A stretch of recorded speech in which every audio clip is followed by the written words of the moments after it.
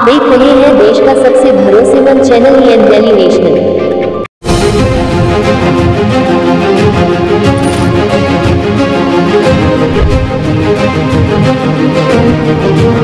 बिहार विधानसभा चुनाव 2025 के लिए चुनाव आयोग ने 6 अक्टूबर 2025 को तारीखों का ऐलान कर दिया है। पहले चरण का मतदान 6 नवंबर और दूसरे चरण का मतदान 11 नवंबर को प्रस्तावित है, जबकि परिणाम 14 नवंबर को आएंगे। 243 सीटें हैं और मुख्य मुकाबला एनडीए बनाम महागठबंधन, यानी एक तरफ बीजेपी जेडीयू का गठबंधन है, दूसरी तरफ महागठबंधन में आरजेडी, कांग्रेस और वाम दलों की भीड़ है। इनके बीच में महामुकाबला है। चुनाव परिणाम आवे उससे पहले ही तमाम सर्वेक्षण आने शुरू हो चुके हैं, जिसमें एनडीए को हल्की बढ़त मिलती हुई दिख रही है। लेकिन जन स्वराज पार्टी, जिसके कर्ता धर्ता प्रशांत किशोर हैं, वो एक बड़ी ताकत के रूप में उभरती हुई नजर आ रही है। ओपिनियन पोल की माने तो धीरे धीरे अब माहौल बड़ा हो रहा है और गर्मा रहा है। कहा जा रहा है कि ये सर्वे जनता के बीच में किए गए हैं और इनके परिणाम ज्यादातर के शुद्ध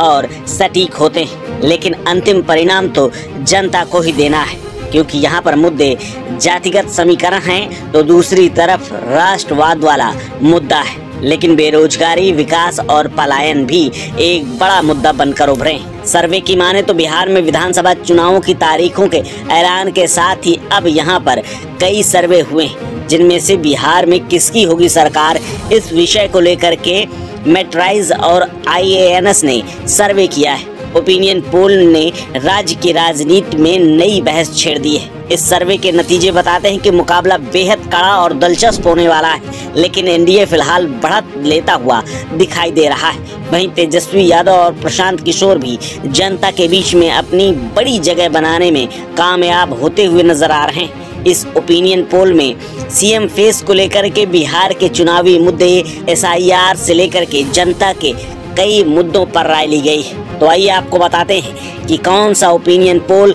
किसको जिता और आगे पीछे कर रहा है। दरअसल 243 सीटों वाली बिहार विधानसभा में इस बार एनडीए, जेडीयू और बीजेपी को 150 से 160 सीटें मिलने का अनुमान है। महागठबंधन, जिसमें आरजेडी और कांग्रेस समेत तमाम पार्टियां हैं, उन्हें 70 से 85 सीटें मिलने की उम्मीद है। इसके अलावा 9 से 12 सीटें दूसरी पार्टियों को मिल सकती हैं। वोट शेयर की बात करें तो आंकड़ों में इस बार एनडीए 49%, महागठबंधन 36% और 15% वोट शेयर अन्य पार्टियों को जाता हुआ दिख रहा है। यानी अगर बिहार में मतदान आज हो जाए तो सत्ता की चाबी एनडीए के हाथों में जाती हुई नजर आ रही है। इस ओपिनियन पोल की सबसे बड़ी खासियत यह है कि इसमें प्रशांत किशोर की एंट्री धमाकेदार हो रही है। समीकरण बता रहे हैं कि राजनीति में लंबे वक्त से सक्रिय नीतीश कुमार और तेजस्वी यादव को पीके एक कड़ी चुनौती देने वाले 9% लोगों ने यह मानना है कि उन्हें मुख्यमंत्री के तौर पर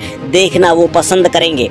इसके अलावा अगर ये पसंद वोट में बदल जाती है तो बिहार की सियासत में एक बड़ा किंग मेकर बन करके प्रशांत किशोर सामने आने वाले हैं। सर्वे में ये भी सामने आया है कि पीएम नरेंद्र मोदी अब भी चुनाव में बड़ा विनिंग फैक्टर बने हुए हैं, जिससे साफ है कि बिहार में बीजेपी को अब भी मोदी फैक्टर का पूरा फायदा मिलने वाला है। अगर इस ओपिनियन पोल को आधार माना जाए तो एक बार फिर से सत्ता की चाबी बिहार में एनडीए के हाथ में आसानी से लग सकती है। वहीं दूसरी तरफ नीतीश कुमार के नेतृत्व में महागठबंधन को बढ़त है, लेकिन प्रशांत किशोर और तेजस्वी यादव की मौजूदगी से मुकाबला और बेहद दिलचस्प हो गया है। लेकिन ये इतना तय है कि बिहार की सियासत इस बार सबसे दिलचस्प मोड़ पर पहुंचने वाली है। बिहार चुनाव 2025 में जनता के मूड का रुख फिलहाल एनडीए की तरफ दिख रहा है, लेकिन वोटों का असली फैसला 14 नवंबर को ही आना है, जिसे बिहार की जनता तय करेगी। इस खबर में फिलहाल इतना ही। अपडेट्स के लिए बने रहिए।